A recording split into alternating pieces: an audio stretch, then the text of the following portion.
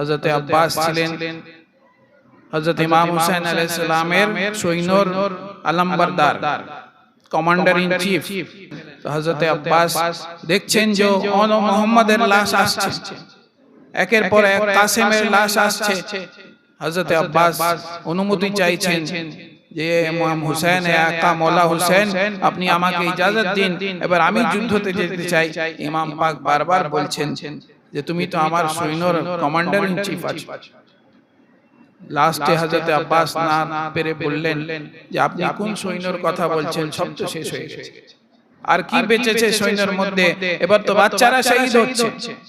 হযরত আব্বাস কে ইজাজত দিচ্ছেন না ইমাম পাক, বলছেন তুমি তো আমার জোরে বাজু আছো, তুমি যদি চলে যাবে তো আমার কি হবে। হযরত আব্বাস খুবই নিরাশ হয়ে একটা টেন্টের কাছে যে সেখানে তলোয়ার গেড়ে টেক লাগিয়ে বসে থাকলেন। এরকম সময় টেন্টের ভিতর থেকে বাচ্চাদের কান্নার শব্দ আসছে। হযরত আব্বাস ছুটে গেলেন, দেখলেন বাচ্চাদেরকে হযরত আব্বাস খুব ভালোবাসতেন, বিশেষ করে হযরত সাকিনাকে। তিনি ছুটে গেলেন, দেখলেন যে হযরত সাকিনা একটা ছোট কুজা পানির একটা ছোট পেয়ালা নিয়ে নিজের মুখে লাগাচ্ছেন, নিজের মাথায় লাগাচ্ছেন, নিজের শরীরে লাগাচ্ছেন। তারপরে তিনি হযরত আব্বাসকে দেখে বলছেন যে চাচা আব্বাস, আমার 6 মাসের ছোট মাসুম ভাই আলী আসগর পিপাসিত আছে, আপনি এই পানির জায়গায় একটু পানি এনে দিন, নাহলে আমার মাসুম ভাই মরে যাবে।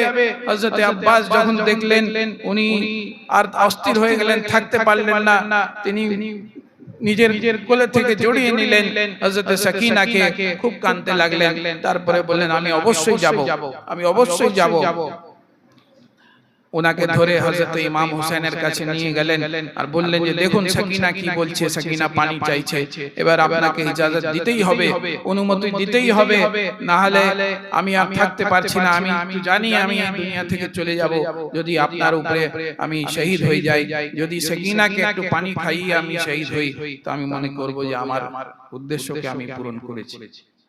হযরত ইমাম হুসাইন আলাইহিস সালাম অবশেষে হযরত আব্বাসকে ইজাজত দিলেন।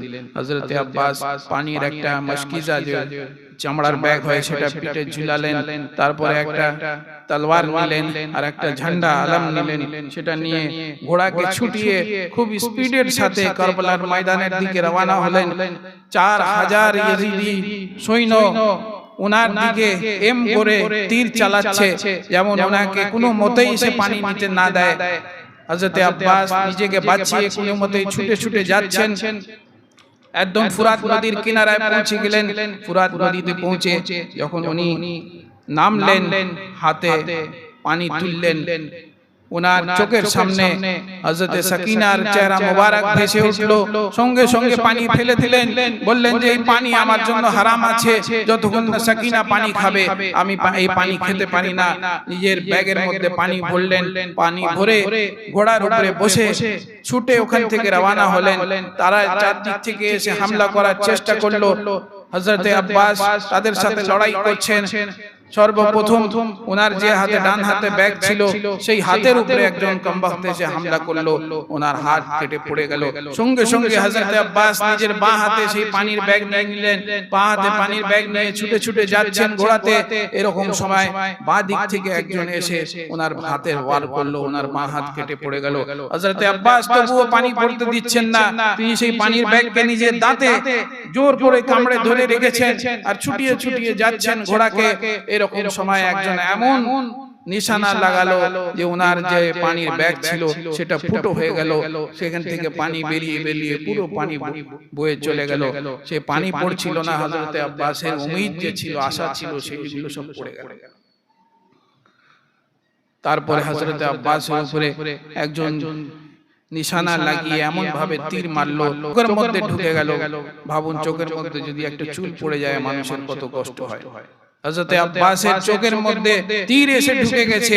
হযরতে আব্বাস মাথা হিলাচ্ছেন কোনোভাবে যে আমি সেই তীরটাকে বের করে দিই, তিনি তীরটাকে বের করতে পারছেন না। অবশেষে দুই হাত ওনার কাটা, অবশেষে নিজের দুই হাঁটু থেকে ওই তীরটাকে কোনোভাবে টেনে বের করছেন। ওই রকম সময় এত কষ্ট হচ্ছে, তখন বললেন মওলা হোসেন আপনি কোথায় আছেন, আপনি সাহায্য করুন। হযরত ইমাম হোসেন আলাইহিস সালাম তিনি ঘোড়ার উপরে সওয়ার হলেন, ঘোড়ার উপরে সওয়ার হয়ে ওনার দিকে ছুটে ছুটে আসছেন। দেখছেন যে ওনার ঘোড়া আটকে যাচ্ছে, থেমে যাচ্ছে, একবার ডান দিকে তাকাচ্ছে, তিনি ওই দিকে যে দেখছেন যে কি আছে, দেখছেন হযরত আব্বাসের ডান হাত পড়ে আছে। আবার কিছুক্ষণ ছুটে গেলেন ঘোড়া নিয়ে, দেখছে ঘোড়া বাঁ দিকে ঘুরে যেয়ে দাঁড়িয়ে যাচ্ছে। তিনি দেখলেন যে হযরত আব্বাসের বাঁ হাত কেটে পড়ে আছে। তারপরে এগিয়ে গেলেন, দেখলেন হযরত আব্বাস সেখানে পড়ে আছেন। তিনি অস্থির হচ্ছেন কষ্টতে, ছুটে যে ওনাকে নিজের কোলেতে নিয়ে নিলেন। হযরত আব্বাস বললেন যে ইমাম হোসেন আমার চোখে যে এই তীরটা লেগেছে এটাকে আপনি বের করে দিন। ইমাম পাক সেই তীরটাকে বের করলেন, রক্তের ফোয়ারা বেরোলো, রক্ত বেরিয়ে ওনার চোখের মুখের উপরে ভরে যাচ্ছিল। উনি বললেন এই মওলা হোসেন আমি নিজের চোখ থেকে মুখ থেকে রক্ত সরাতে পারছি না, আমার হাত নেই, আপনি একটু রক্ত মুছে দিন, যেমন শেষবার আমি আপনাকে দিদার করতে পারি, আপনাকে দেখতে পারি। হযরত ইমাম হোসেন আলাইহিস সালাম ওনার মুখ থেকে রক্তকে সরালেন। হযরত আব্বাস ইমাম হোসেন আলাইহিস সালামের দিদার করলেন এবং হযরত আব্বাসের দিদার হবার পরে তিনি আল্লাহর কাছে রওনা হয়ে গেলেন। ওনার রূহে মুবারক শরীর থেকে বেরোলো। উনি লাস্ট বলে গেলেন যে আমার দেহকে আপনি টেন্টের মধ্যে নিয়ে যাবেন না, কিন্তু আমাকে লজ্জিত বোধ করছি, আমি সাকিনাকে আমি কি মুখ দেখাবো, আমার লাশকে আপনি টেন্টের মধ্যে নিয়ে যাবেন না। হযরত ইমাম হোসেন আলাইহিস সালাম হযরত আব্বাসের শরীর মুবারককে সেখানেই এক কোণে রেখে দিলেন, রেখে ফিরে আসলেন। এদিকে হযরত সাকিনা ভাবছেন যে হযরত আব্বাস আসছেন পানি নিয়ে, তিনি দেখছেন যে হযরত ইমাম হোসেন আলাইহিস সালাম এসে গেছেন। হযরত ইমাম হোসেন আলাইহিস সালাম এসে বাচ্চাদেরকে জড়িয়ে নিলেন, বাচ্চাদেরকে জড়িয়ে আদর করলেন। হযরত আব্বাস হযরত সাকিনাকে পানি খাওয়াবার জন্য গেলেন, কিন্তু এক ফোঁটাও পানি খাওয়াতে পারলেন না। উনি শহীদ হয়ে গেলেন। ওনার শাহাদাতের যে ঘটনা আছে এটা এত দুঃখজনক ঘটনা যে মানুষ যদি শুনে তো নিজের অন্তরকে কান্না থেকে বাঁচাতে পারবে না।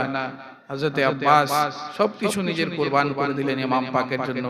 এই জন্য যখন হযরত আব্বাসের মাজার শরীফে আপনারা যাবেন দেখবেন যে ওনার মাজার শরীফে চারদিকে পানি আছে। কোথায় থেকে পানি আসছে কেউ জানে না। আল্লাহ তাআলা জান্নাতের পানি, জান্নাতের যে আবে কাউসার আছে সেটা হযরত আব্বাসের কবরে মুবারকে দিয়ে দিয়েছেন, পাঠিয়ে দিয়েছেন। সেখানে উনি জান্নাতের সমস্ত নেয়ামত পাচ্ছেন। তো হযরত আব্বাস আলমবরদার এত বড় ওনার শাহাদাত হলো। উনি সব সময় ইমাম হোসেনকে মওলা হোসেন বলতেন, আকা বলতেন, কখনো ভাই বলতেন না। এত বেশি সম্মান করতেন, এত বেশি ভালোবাসতেন।